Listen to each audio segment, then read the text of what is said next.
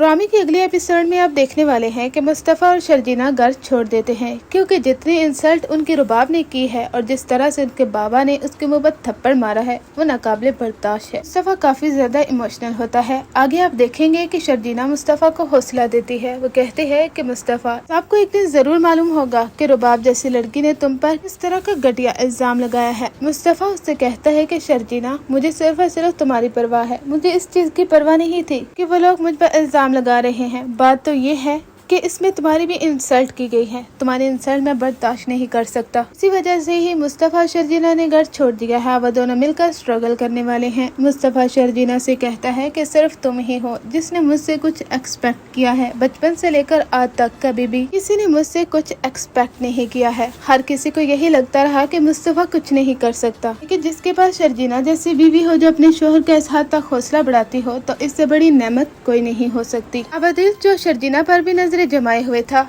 काफी ज्यादा जेलस भी फील होता है कि किस तरह से मुस्तफा और शर्जीना अब वो दोनों घर छोड़ चुके हैं। यानी इन दोनों की अलहदगी तो कभी भी नहीं हो सकती। चाहे ये घर छोड़ भी दें, लेकिन ये दोनों हमेशा के लिए खुश ही रहेंगे। दिल जैसा घटिया शख्स हमेशा जलता और कुड़ता ही रहता है, लेकिन उसे नहीं मालूम कि रुबाब सारी हकीकत जान जाएगी। उसका शौहर उसे चीट कर रहा है। जब रुबाब को शक हो जाता है तो वह दिल से कहती है कि अदिल, याद रखना कि कभी मुझे चीट मत करना, क्योंकि बहुत से लोग मुझे कह चुके हैं कि तुम मेरे पैसे की वजह से मेरी गुलामी करते हो और मैं ये बर्दाश्त नहीं कर सकती। मैं चाहती हूँ कि मेरा जो हस्बैंड है मुझसे प्यार करे, मोहब्बत करे, मेरे पैसे की खातिर मेरे साथ ना रहे। अदिल कहता है, रुबाब क्या हो गया है तुम्हें? मैं तुमसे मोहब्बत करता हूँ, तुम्हारे साथ चीट कैसे कर सकता हूँ? लेकिन रुबाब कहती है, मुझे तुम पर शक है कि तुम मुझे चीट कर रहे हो। यही तो इस ड्रामे का बहुत बड़ा टर्निंग पॉइंट होने वाला है। जिस तरह से रुबाब ने शर्जीना और मुस्तफा को सताया है, उन पर झूठा इल्जाम लगाकर रुबाब के साथ भी काफी बुरा होगा, क्योंकि उसकी फ्रेंड खुद ही इसे सारी वीडियोस और ऑडियोस सुना देगी जहाँ पर इसी का शौहर अदिल उसके साथ फ्लर्ट करता घूमता फिरता है। रुबाब को काफी गुस्सा आता है। वो कहती है